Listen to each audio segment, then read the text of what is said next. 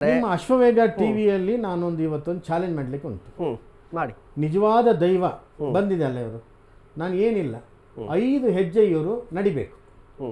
5 ಹೆಜ್ಜೆಯು ನೆಲಕ್ಕೆ ಕಾಲು ತಾಗಬಾರ್ದು. 1 ಲಕ್ಷ ರೂಪಾಯಿ ಕೊಡ್ತೇನೆ ಸ್ಪಾಟಲ್ಲಿ.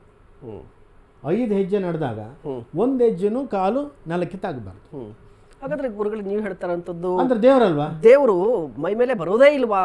ಹಾಗಾದ್ರೆ ಆ ಕಾನ್ಸೆಪ್ಟೇ ಇಲ್ಲ ಅಂತ ಅಂದ್ರೆ ದೈವದ ಬಗ್ಗೆ ಅಲ್ಲ, ಇಡೀ ನಮ್ಮಲ್ಲಿ ಇದೆಯಲ್ವಾ ಹಿಂದೂ ಸಂಪ್ರದಾಯ ಅಥವಾ ಹಿಂದೂಗಳು ನಂಬ್ತೀವಲ್ವಾ, ದೇವರು ಮೈ ಮೇಲೆ ಬಂದಿದ್ರು ಈ ರೀತಿ ಹೇಳಿದ್ರು ಒಳ್ಳೇದಾಗುತ್ತಂತೆ.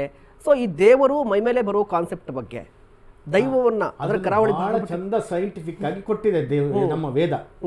ಏನು ಹೇಳ್ತದೆ ಅಂದ್ರೆ, ಈಗ ನಿಮ್ಮಲ್ಲಿ ಒಂದು ಬಲ್ಪ್ ಇದೆ, ಆ ಬಲ್ಪಿಗೆ ನೀವು ಸಾಧಾರಣ ಒಂದು ಇಷ್ಟು ವ್ಯಾಟ್ಸ್ ಅಂತ ಒಂದು ಇರ್ತದಲ್ವಾ, ಸಿಂಗಲ್ ಫೇಸಲ್ಲೂ ಒಂದು ಉರಿತದದು. ನಿಮಗೆ ಸರಿಯಾದ ಕರೆಂಟ್ ಅದಕ್ಕೆ ಕೊಡಬೇಕು ಅಂದರೆ ನಿಮ್ದು ಕರೆಕ್ಟಾಗಿ ಕನೆಕ್ಷನ್ ಇರಬೇಕು. ಅದು ಇದೆ ಅಂತ ಅನ್ನೋದು ಹೇಗೆ ಅಂದರೆ ಈ ಅನುಷ್ಠಾನ ಇದ್ದಾಗ ನಮ್ಮಲ್ಲಿ ಸಾಧಾರಣವಾದಂಥ ಒಂದು ಆತ್ಮ ಒಳಗಡೆ ಇರ್ತದೆ. ಆತ್ಮ ಇಲ್ಲಿಂದ ಹೊರಟೋಯ್ತು ಅಂತಂದರೆ ಎಂಥದ್ದು ಆಟ ಇಲ್ಲ. ಆತ್ಮ ಒಳಗಡೆ ಇರುವಾಗ ಇನ್ನೊಂದು ಶಕ್ತಿ ಪ್ರೇತಗಳಾಗಲಿ ಮತ್ತೊಂದಾಗಲಿ ಆ ದೇಹದೊಳಗೆ ಬರಲಿಕ್ಕಾಗೋದಿಲ್ಲ. ಆದರೂ ಕೂಡ ಒಂದು ದೈವ ಶಕ್ತಿ ಪ್ರೇರಣೆ ಆಗ್ತದೆ. ಅದು ಯಾವಾಗ ಅಂದರೆ ಮನೋಮಯ ಕೋಶವನ್ನು ದಾಟಿ ಜ್ಞಾನಮಯ ಕೋಶ ಅಂದರೆ ಇದು ಸಹಸ್ರಾರ ಚಕ್ರ ಓಪನ್ ಆಗೋದದು. ಸಹಸ್ರಾರ ಚಕ್ರ ಓಪನ್ ಆದಾಗ ಏನಿರ್ತದೆ ಅಂದರೆ ನೋಡಿ, ಭಾಳ ಚಂದ ಹೇಳ್ತದೆ. ಅದರೊಳಗೆ IQ ಇರ್ತದೆ, ನಿಮಗೆ ಜ್ಞಾನೇಂದ್ರಿಯ ಕೆಲಸ ಮಾಡ್ತದೆ, ಇಂದ್ರಿಯಾರ್ಥ ಸನ್ನಿಕರ್ಷ ಆಗೋದಿಲ್ಲ. ಅರ್ಥ ಮಾಡ್ಕೊಳ್ಳಿ. ಅವನು ಕೇಳ್ತಾ ಇದ್ದಾನೆ, ಏನು ಪ್ರಶ್ನೆ ಕೇಳ್ತಾನೆ ಗೊತ್ತಿರ್ತದೆ, ಆದರೆ ಯಾವ ವಾತಾವರಣದಲ್ಲಿದ್ದೇನೆ ಅವನಿಗೆ ಗೊತ್ತಾಗೋದಿಲ್ಲ.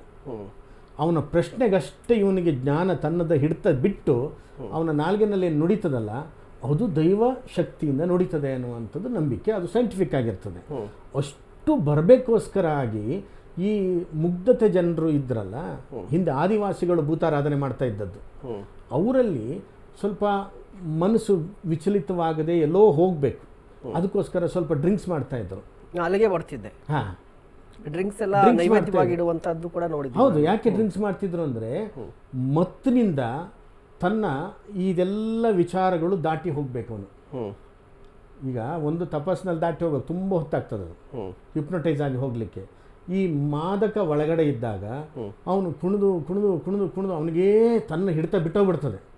ಬಿಟ್ಟೋದಾಗ ಜೋರು ಆ ವಾದ್ಯ ಕೊಡೋದು ಅದಕ್ಕೋಸ್ಕರನೇ.